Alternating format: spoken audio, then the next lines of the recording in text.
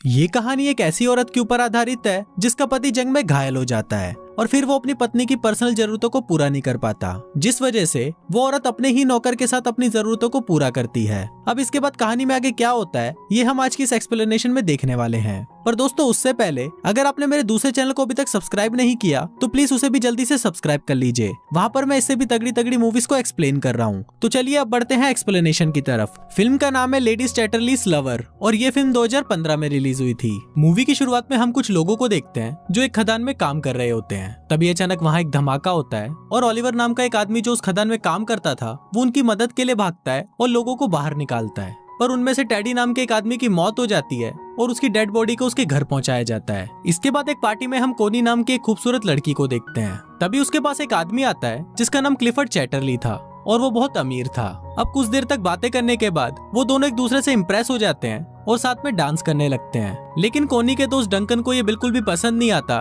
क्योंकि वो भी कोनी से प्यार करता था। अब इन दोनों की ये मुलाकात प्यार में बदल जाती है और वो दोनों एक दूसरे से शादी कर लेते हैं और शादी के वक्त वो दोनों ये कसम खाते हैं कि वो दोनों एक दूसरे से हमेशा वफादार रहेंगे और कभी भी एक दूसरे का साथ नहीं छोड़ेंगे। अब उन दोनों की मैरिज लाइफ बहुत अच्छी चल रही थी पर अगले दिन ही क्लिफर्ड को सेना में जाना पड़ता है क्योंकि वो एक सोल्जर था। वहीं जंग के दौरान क्लिफर्ड घायल हो जाता है और उसे वापस घर भेज दिया जाता है। आज क्लिफर्ड घर आ रहा था और सभी बहुत ज्यादा खुश थे और उसका वेलकम करने के लिए घर के बाहर खड़े थे। क्लिफर्ड को देखकर कोनी बहुत ज्यादा खुश होती है पर तभी हम देखते हैं कि जंग में घायल होने के बाद क्लिफर्ड के पेट के नीचे का पूरा हिस्सा पैरालाइज हो जाता है। अब क्लिफर्ड अपनी हालत से लाचार था और वो सबको थैंक यू बोलकर अंदर आ जाता है। वहीं कोनी क्लिफर्ड को जिंदा देखकर खुश तो हो रही थी पर वो भी अंदर ही अंदर बहुत दुखी थी। उनकी खुशियों भरी जिंदगी में कभी ऐसा मोड़ भी आएगा ये किसी ने सोचा नहीं था। इसी बात से दुखी होकर क्लिफर्ड खुद को मारने की कोशिश भी करता है पर तभी कोनी उसे रोक लेती है और वो उसे विश्वास दिलाती है कि वो हमेशा उसके साथ रहेगी। अब इसकी दूसरी तरफ हम ओलिवर को देखते हैं जो अपनी मंगेतर को लेटर लिख रहा होता है। इस बार ओलिवर किसी खदान में काम नहीं कर रहा था बल्कि इस बार वो जंग में था। कुछ दिनों बाद जब ओलिवर अपने घर आता है तो वो अपनी मंगेतर को किसी दूसरे आदमी के साथ देख लेता है और वो उससे बिना मिले ही वहाँ से चला जाता है। कुछ दिनों बाद ओलिवर काम मांगने के लिए क्लिफर्ड के पास जाता है। फिर जब क्लिफर्ड उससे बात कर रहा होता है तब उसे पता चलता है कि ओलिवर जंग में उसी के अंडर काम कर रहा था। क्लिफर्ड इससे काफी इम्प्रेस होता है और वो ओलिवर को उनके पक्षियों का ख्याल रखने का काम देता है।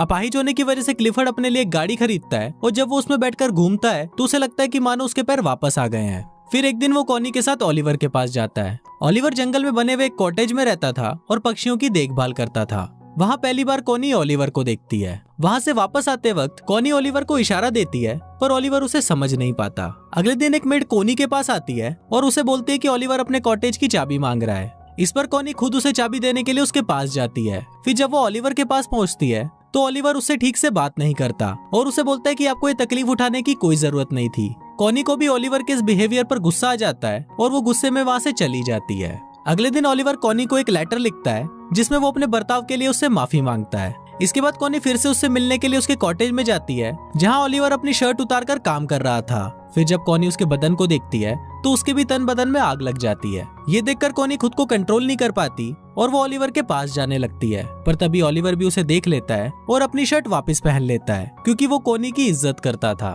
कोनी को वो जगह बहुत पसंद थी इसलिए वो ओलिवर को बोलती है कि मैं हर रोज यहाँ पर पेंटिंग करने आऊंगी। इस पर ओलिवर उसे बोलता है कि मैं ये जगह आपके लिए साफ कर दूंगा और मैं किसी और जगह चला जाऊंगा। कोनी उसे बोलती है कि तुम्हें कहीं भी जाने की जरूरत नहीं है और तुम मुझसे इतना भाग क्यों रहे हो। यहाँ कोनी ओलिवर से गुस्सा हो जाती है और वहाँ से जाने लगती है। लेकिन तभी बारिश आ जाती है इसलिए वो ओलिवर के साथ उसके कॉटेज में चली जाती है जहाँ वो दोनों आग जलाकर खुद को गर्म करने लगते हैं। पर तभी ओलिवर वहाँ से उठ जाता है क्योंकि वो कोनी के इरादे समझ रहा था। कोनी उससे पूछती है कि तुम मुझसे दूर क्यों भाग रहे हो तो ओलिवर उसे बोलता है कि मैं तुमसे दूर नहीं भाग रहा, बस मैं डर रहा हूँ क्योंकि अगर क्लिफर्ड को हमारे बारे में पता चल गया तो मेरी नौकरी चली जाएगी। अब क्योंकि ओलिवर ने कोनी को गर्म करके ठंडा ही छोड़ दिया था इसलिए वो वहाँ से अपने घर चली जाती है। एक दिन कोनी क्लिफर्ड को बोलती है कि मुझे बहुत अफसोस है कि हमारा कोई बच्चा नहीं है। इस पर क्लिफर्ड उसे बोलता है कि मैं बहुत कोशिश कर रहा हूँ और वो अपने शरीर को ठीक करने के लिए उस पर करंट के झटके देने लगता है। क्लिफर्ड दर्द से बहुत चिल्ला रहा था और फिर जब आखिरी में कोनी से उसका दर्द देखा नहीं जाता तो वो क्लिफर्ड को रोक देती है। अब क्लिफर्ड इस काम में नाकाम हो गया था इसलिए वो रोने लगता है। अब इसके अगले दिन कोनी जंगल में जाती है और वहाँ पर बैठकर एक डायरी पढ़ने लगती है पर तभी उसे ओलिवर के काम करने की आवाज सुनाई देती है और वो तुरंत उसके पास चली जाती है जहाँ पहुंचकर वो छोटे चूजों को देखती है और उनको देखकर रोने लगती है। उन बच्चों को देखकर वो अपने बच्चे को याद करती है जो शायद अब कभी भी पैदा नहीं होगा। अब कोनी को रोता हुआ देखकर ओलिवर उसके पास आता है और उसे गले लगा लेता है। अब ओलिवर भी कोनी को पसंद करने लगा था, इसलिए वो उसे अपने साथ अपने कॉटेज में ले जाता है, जहाँ वो दोनों घपाघप करते हैं। अब कोनी पूरे दिन ओलिवर के साथ ही रहती है और फिर जब शाम होने को आती है तो ओलिवर उसे घर छोड़ने उसके साथ जाता है। जाने से पहले कोनी ओलिवर से पूछती है कि तुमने जो किया है क्या तुम्हें उसका कोई पछतावा है, जिस पर ओलिवर उसे बोलता है कि नहीं, मैं तुमसे प्यार करने लगा हूँ और अब तुम सिर्फ मेरी हो। उसी रात बहुत तेज तूफान आता है और बादल गरजने लगते हैं। ओलिवर को कोनी की बहुत याद आ रही थी, इसलिए वो बहुत ज्यादा दारू पी लेता है। वहीं कोनी की नींद भी उड़ जाती है और वो भी ओलिवर की याद में सो नहीं पाती। फिर वो खिड़की से ओलिवर के घर की रोशनी को देखती है और वो खुद को रोक नहीं पाती और दौड़ते हुए ओलिवर के पास चली जाती है और उसे जाते हुए उसके घर की एक मेड देख लेती है। ओलिवर भी वहाँ कोनी का इंतजार कर रहा था और वो कोनी को बोलता है कि मुझे नहीं लगा था कि तुम मुझसे मिलने आओगी। इस पर कोनी उसे बोलती है कि मैं तुम्हें कभी भी अकेला नहीं छोड़ूंगी और फिर वो दोनों वहाँ पर घपाघप करने लगते हैं। एक दिन क्लिफर्ड के घर पर एक पार्टी होती है जहाँ पर डंकन भी आया होता है। फिर क्लिफर्ड देखता है कि कोनी और डंकन साथ में डांस कर रहे हैं और उसे ये देखकर बिल्कुल भी अच्छा नहीं लगता।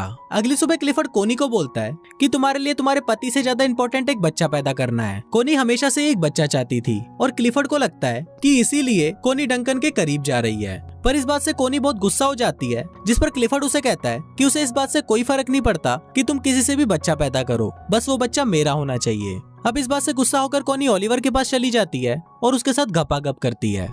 एक दिन कोनी को पता चलता है कि वो प्रेग्नेंट है, तो वो इस बारे में क्लिफर्ड को बताती है। क्लिफर्ड ये सुनकर बहुत खुश होता है और वो कोनी से उस आदमी का नाम पूछता है, पर कोनी उस आदमी का नाम उसे नहीं बताती। एक दिन क्लिफर्ड ओलिवर से मिलने उसके पास जाता है और वो कोनी को भी अपने साथ चलने को बोलता है। अब वो दोनों जा ही रहे होते हैं, पर तभी ओलिवर पीछे से आता है और वो कोनी को किस करने लगता है। अभी दोनों किस कर ही रहे होते हैं, पर तभी क्लिफर्ड कोनी को आवाज लगाता है। दरअसल क्लिफर्ड की गाड़ी कीचड़ में फंस गई थी। तभी वहाँ पर ओलिवर आता है और वो उसकी गाड़ी को धक्का लगाने लगता है, पर इसी दौरान वो जोर जोर से खांसने लगता है। दरअसल ओलिवर जब खदान में काम करता था तो उसके लंग्स खराब हो गए थे। अब फाइनली ओलिवर उसकी गाड़ी को कीचड़ से निकाल देता है और खांसता हुआ वहाँ से चला जाता है। थोड़ी देर बाद कोनी ओलिवर के पास आती है तो ओलिवर उसे गुस्से में बताता है कि उसने 12 सालों तक उनकी खदानों में काम किया और अपने लंग्स खराब किए और इसके बाद उसे जंग के लिए फ्रांस भेज दिया गया। वो बोलता है कि मेरी लाइफ तुम लोगों जैसी नहीं है, इसलिए तुम अपने पति के पास चली जाओ। अब एक दिन कोली की मेड मिस बोल्टन ओलिवर के कॉटेज में आती है, जहाँ उसे कोनी की डायरी मिलती है और उस डायरी को देखकर उसे समझ आ जाता है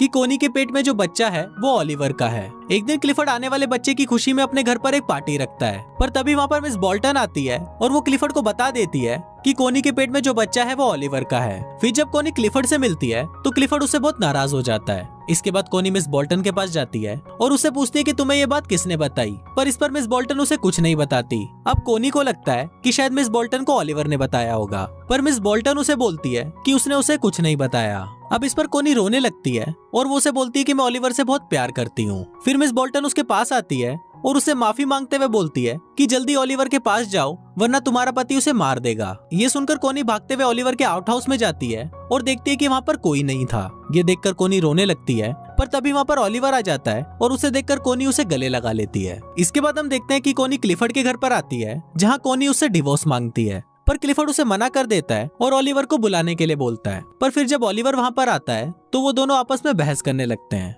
और फाइनली कोनी और ओलिवर क्लिफर्ड के घर को छोड़कर चले जाते हैं। उनके जाते वक्त क्लिफर्ड वहाँ पर आता है और वो कोनी को तलाक देने के लिए मान जाता है। अब कोनी और ओलिवर क्लिफर्ड से बहुत दूर चले जाते हैं और हमेशा हमेशा के लिए साथ रहते हैं और कुछ इसी तरह से ये फिल्म यहीं खत्म हो जाती है।